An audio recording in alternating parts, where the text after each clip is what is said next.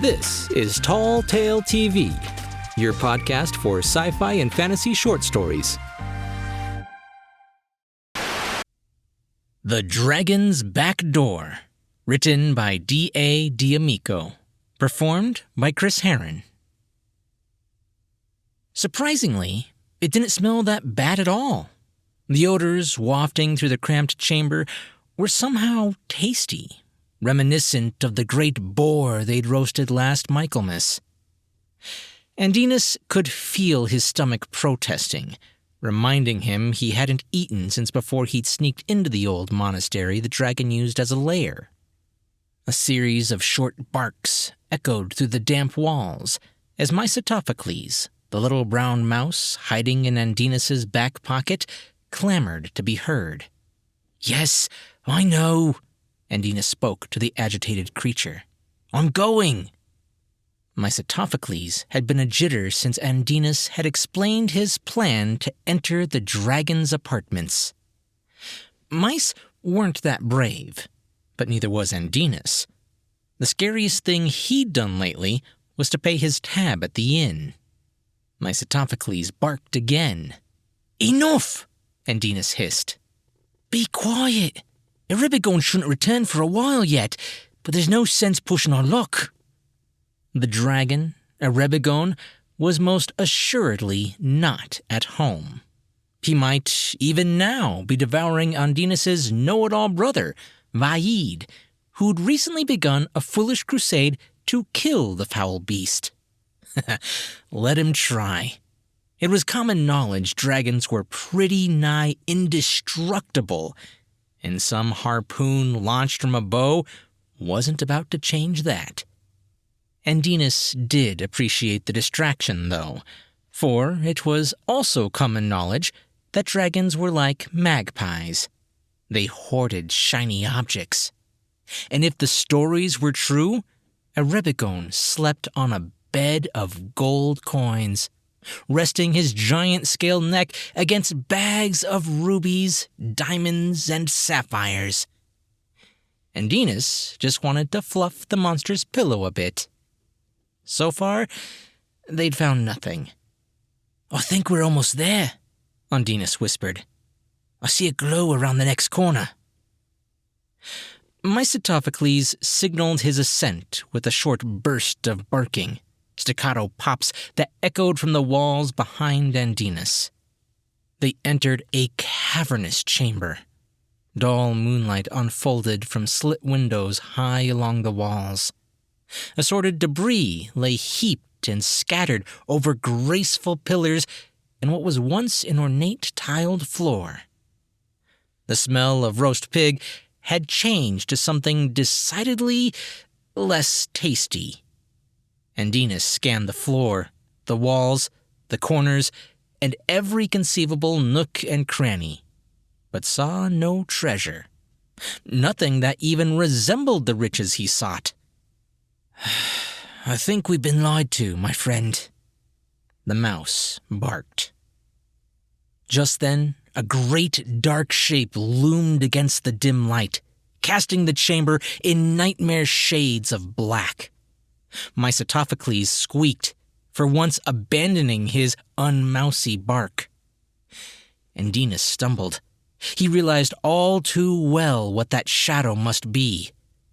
Erebigone had returned from his terrorizing of the local townsfolk, and although the creature may not still be hungry, he would undoubtedly be cranky if he caught the sight of two intruders in his home.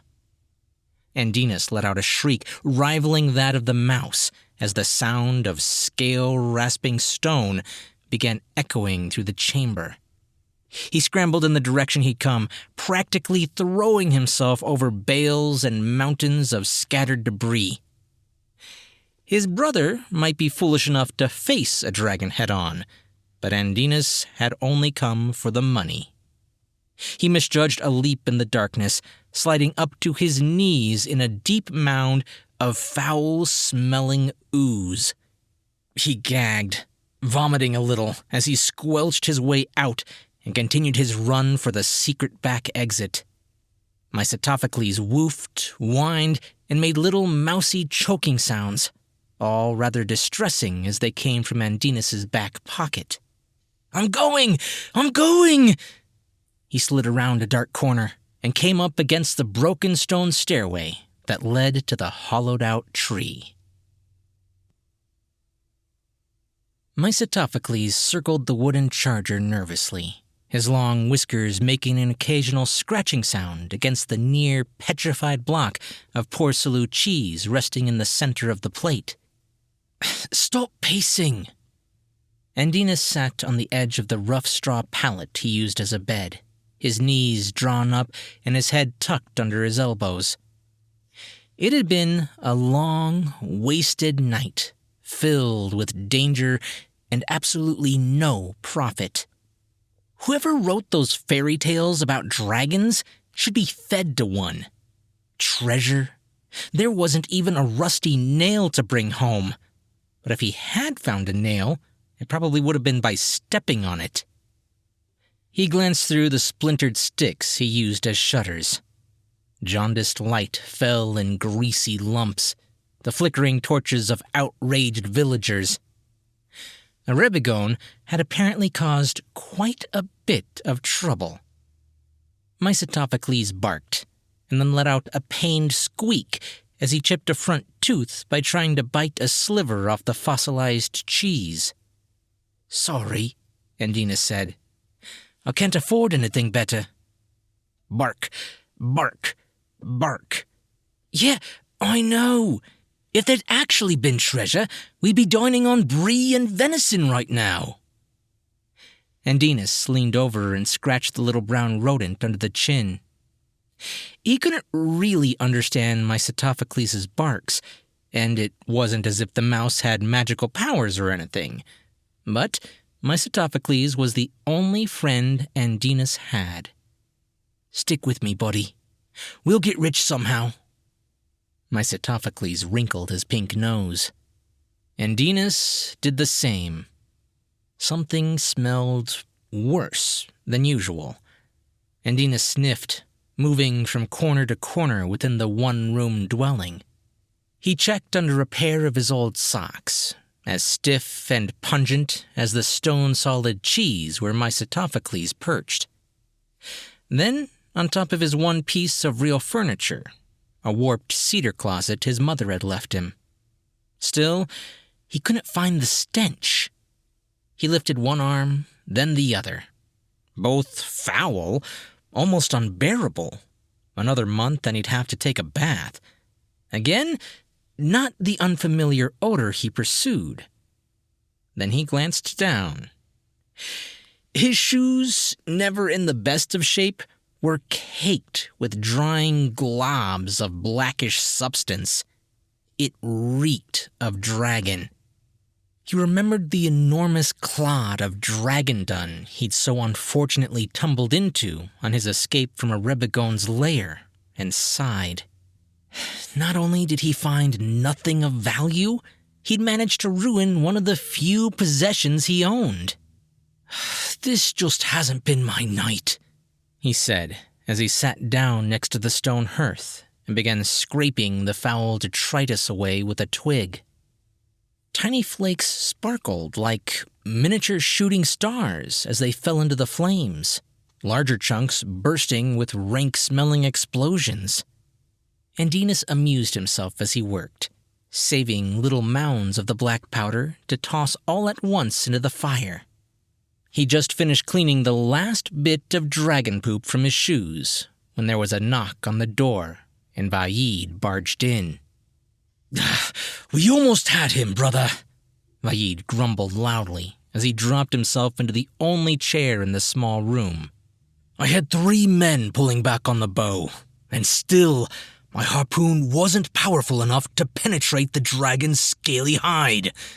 If only I had more force. A bigger bow." "Good for you," Andinus mumbled distractedly as he filled a thumb-sized clay jar with the remainder of the dried dragon dung. Mycetophocles barked what might have been a hello. "So close, brother, so close. Imagine if I could be the man who killed Erebigone. The man who vanquished the last dragon. The king has already proclaimed a reward. Imagine. I came close tonight as well, Andinus said with an ill-tempered sneer. He hadn't told his brother where he'd gone. If there'd been treasure, he certainly wouldn't have waited to share it. Pardon? Nothing. He tossed a pinch of the dragon scat in the fire. It flared beautifully, leaving a purple spot before his eyes. What's that you've got there? Vaid leaned forward, his eyes bright pebbles reflecting the flickering of flame. Andinus dropped another smidgen into the hearth. It sparkled and fizzed. The glare reflecting off of Vaid's wide eyes didn't escape his notice. His brother was mesmerized. Smells like brimstone, Vaid said. Smells like opportunity. Andinus smiled. He poured a thin line of the black powder across the worn stones and lit one end with a burning taper. It flashed in a curtain of golden flame. Vaid clapped and giggled like a child. That's amazing! Did you invent this? You're a genius! Andinus puffed with pride under his brother's praises. You could say I just stepped into the idea. Well, you might have something great here. Vaid slapped him on the back. This flashing and sparkling alone would make a fine show. And, with a little more thought, well, who knows what you can come up with? Andinus chuckled. Maybe his brother was right. Maybe this was just the thing that could make him rich. Dragons, essentially immortal, were fabled poopers. He'd have an endless supply, with no overhead. Figures started scrolling through his mind. In all the excitement, he accidentally brought the clay jar too close to the flames. The trickle of powder escaping from its tapered end ignited, and the bottle jumped from his fingers. It sailed rapidly across the room. A streamer of white smoke marked its path as it exploded against the far wall, sending tiny sparks splashing across the floor as if it were raining stars. Vaid gasped.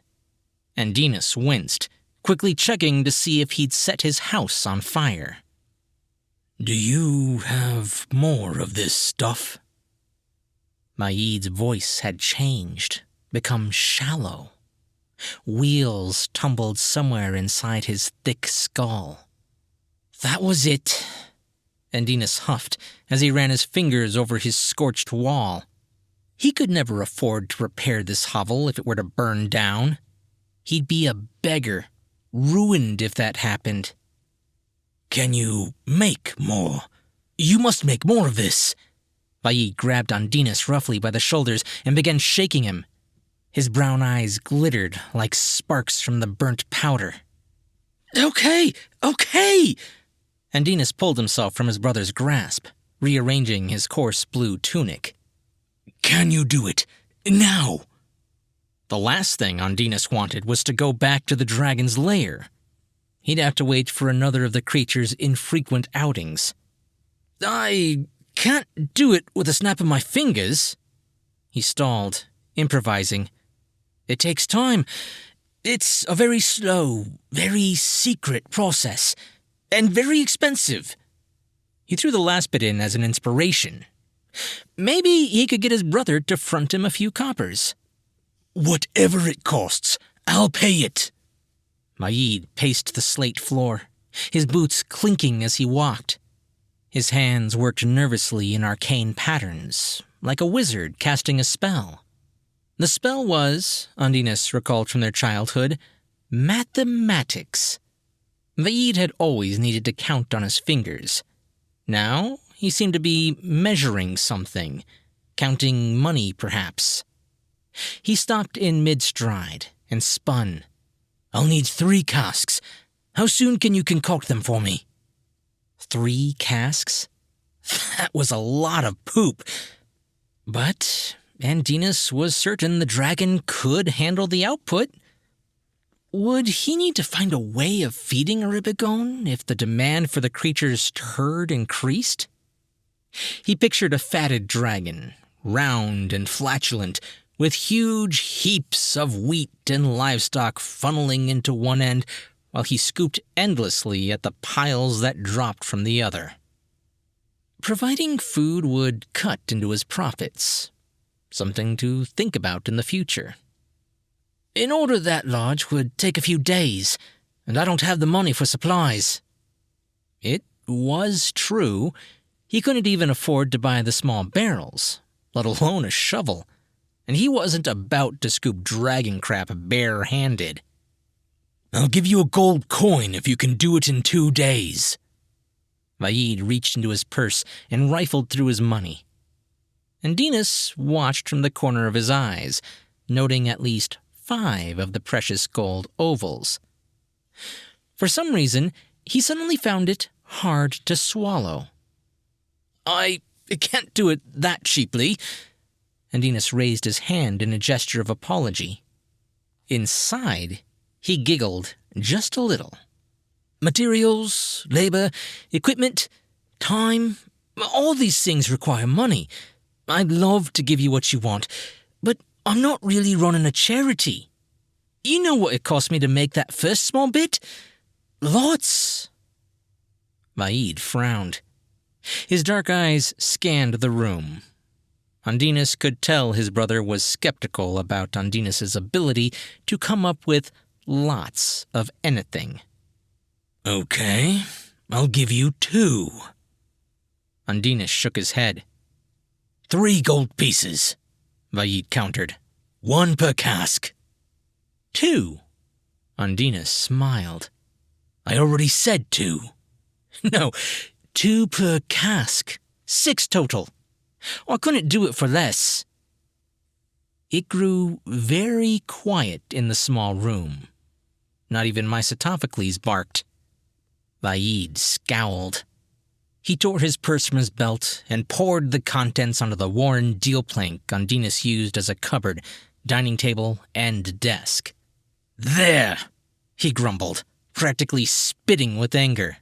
See? All I have. 5 pieces. Andinus counted. 5 shining discs burned spots before his wide eyes, as well as $1 silver slab, 6 little copper-colored pebbles, and an interesting and eclectic assortment of lint blobs in shades from gray to brown. Overall, it was more money than he'd seen in years. He decided he'd let Vaid keep the lint. Maybe. Some part of him simmered, steeped in jealousy that his brother hadn't had a few pennies to toss Andinus's way before this. Admittedly, their relationship, both familiar and financial, had suffered since an incident a few years back, when Vaid had given Andinus a small lockbox to hold for him with instructions not to touch it. Andinus had somehow accidentally found it opened one day, possibly an act of dark magic. Inside was a heap of coins, mostly copper, but quite a stash nonetheless.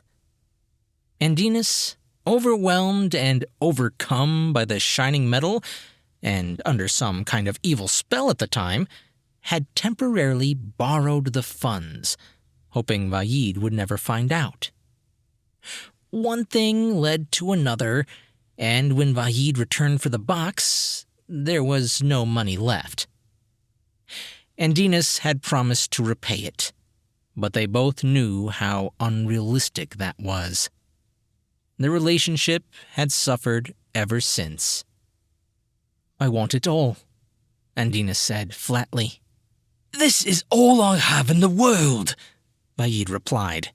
Leave me a little. You want the powder? Andinus got up and circled the desk. His eyes never left the small stack of coins. He could feel warmth pouring from the gold, even 3 paces away. Vaid's face wrinkled, his brows condensing to hunched brown caterpillars on his forehead. Clearly, a struggle boiled just beneath his usually impassive features. And Dinas didn't care. He knew his brother. Vaid wanted this, wanted it badly. 6, Dinas insisted. I don't have 6. Sure you do. Dinas allowed himself a sly smile. We're brothers. I know you, and I know you always keep a coin hidden in your boot for emergencies. I want that too. Vaid sprang to the table, snatching up the coins and quickly stuffing them into his purse. You're crazy! I won't do it! Dinas shrugged and sat back down. I couldn't possibly make the powder for less. Never mind, Vaid growled. Good night. Night, brother. Dinas shrugged again, as Vaid, furious, stormed out of the room. He glanced down at Mysotophocles, who watched the entire transaction with expressionless pink eyes, and winked. The mouse let out a little hiccup-like bark. 3, 2, 1, Dinas counted. At 1, Vaid burst back into the room. Okay! He tossed 6 brilliant gold discs onto the wooden table. Make me 3 casks of your magic dust by tomorrow, and it's yours. Dinas, his eyes aglow with avarice, simply nodded. It took 1 gold coin to convince Sir Duncan the Drunken, local lush, to tempt a Rebegon into leaving his lair for the evening. Dinas had to explain the plan 3 times to the short, round ex-knight before it had sunk into the man's mead-addled brain. Then it cost him nearly the same amount to buy a cow to use as bait. But he justified it as an investment. The cow, a lovely little Ayrshire with gigantic, trusting brown eyes, had licked his hand when he dragged her off to her fate. He felt a twinge of remorse then, but chalked it up to separation anxiety brought on by parting with so much money in so short a time. He reminded himself he'd get the cow back. It had to come out the other end of the dragon eventually, and when it did, it would be in the form of sweet, stinky profit. Mysotophocles barked nervously the whole time they were in the dragon's lair. Dinas winced at the plaintive cacophony with every spadeful of muddy, foul-smelling detritus. Shh! He hissed for the 10th time as he pounded the cover onto the last keg. The small wooden barrels had cost more than he thought, and the man who sold him the shovel had practically robbed him in the street. Overall, he'd spent a considerable portion of his profits just acquiring this first shipment. So much for his zero overhead theory.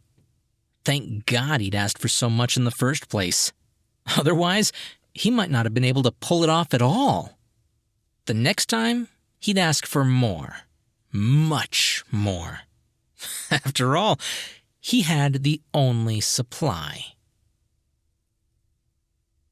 Dinas found Vaid waiting in his home when he returned. Did you make what I wanted? Of course, brother. Dinas smiled. Would I cheat you? Vaid's eyes narrowed. In reply, he uncapped each of the casks, plunging a small knife to the bottom and then taking a lighted taper to a tiny sample from each barrel. When he was finally satisfied, he sat back and sighed. Thank you.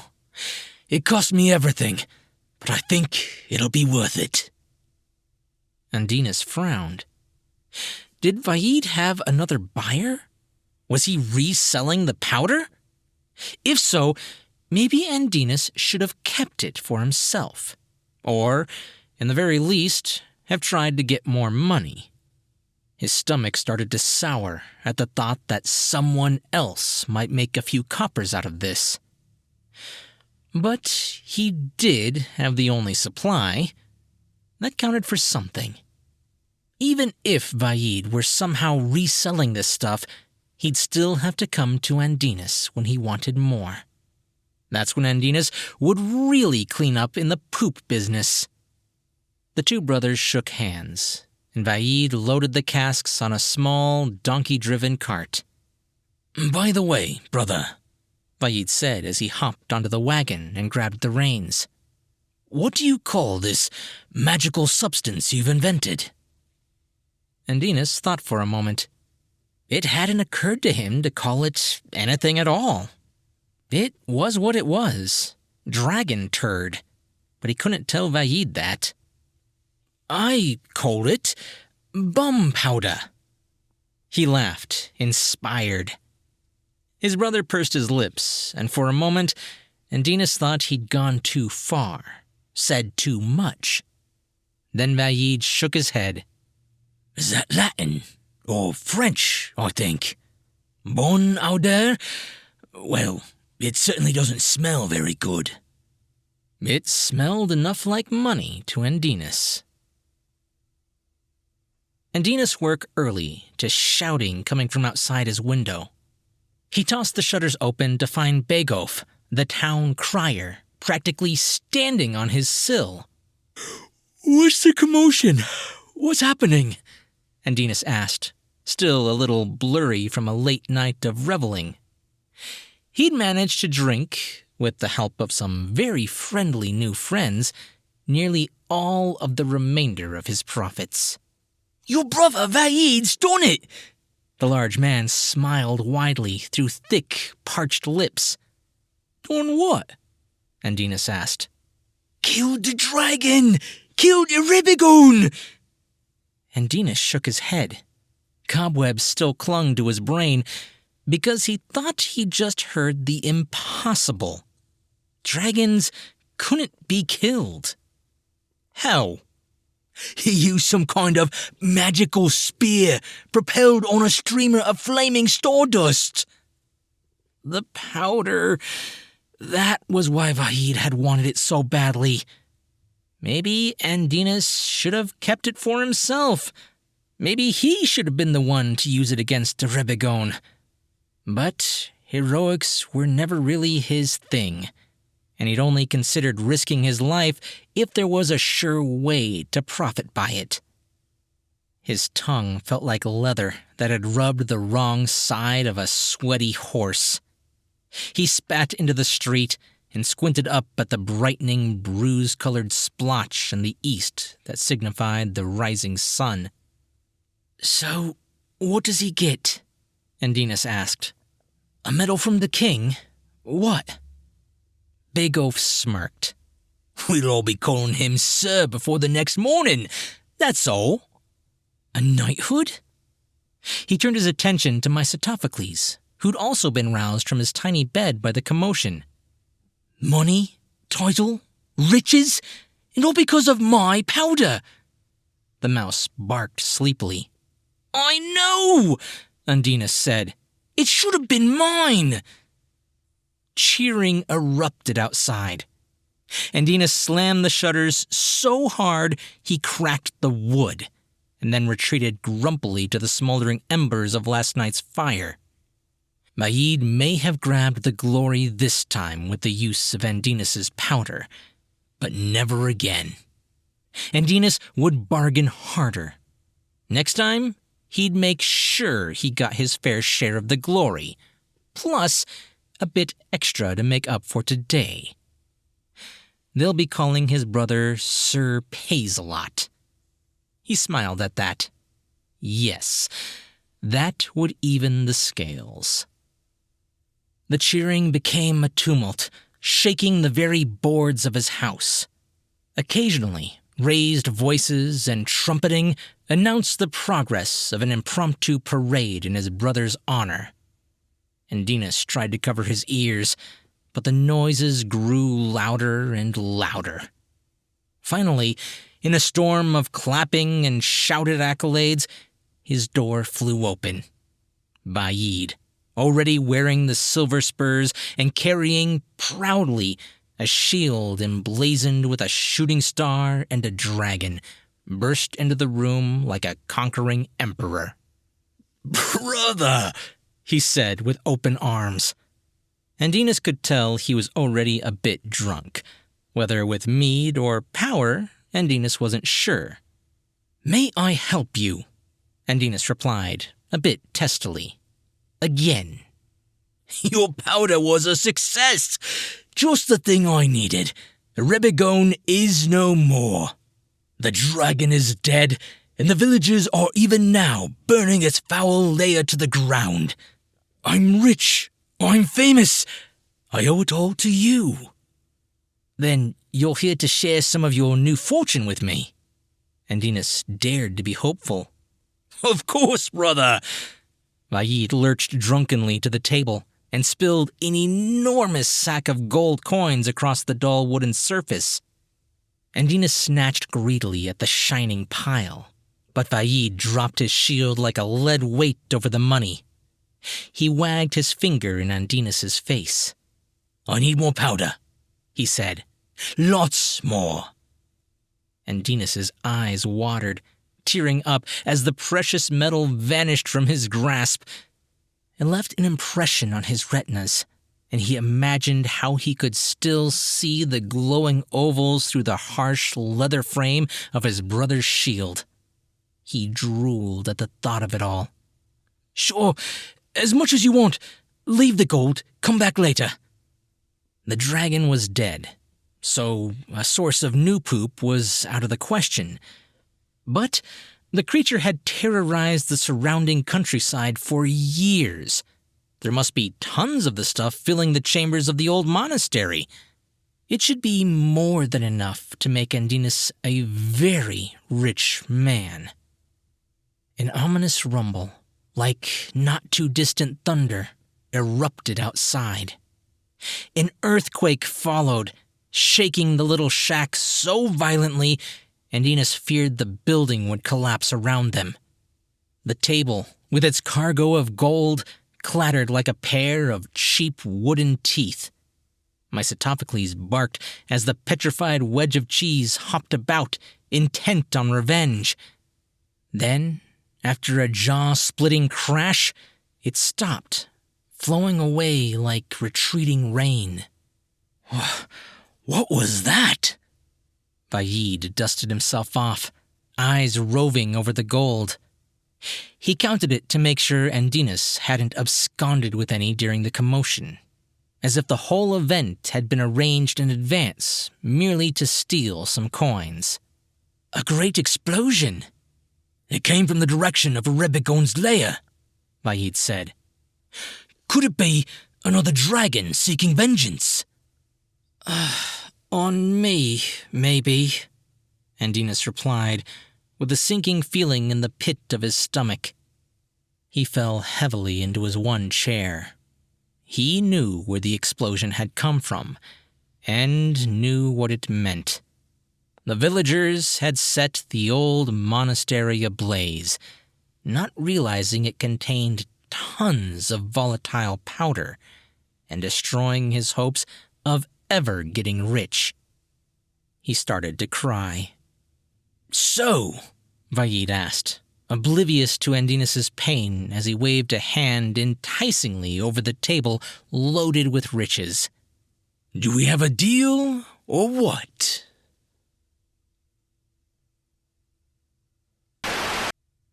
D.A. D'Amico has had nearly 80 works published in the last 10 years in venues such as daily science fiction, crossed genres, and shock totem, among others.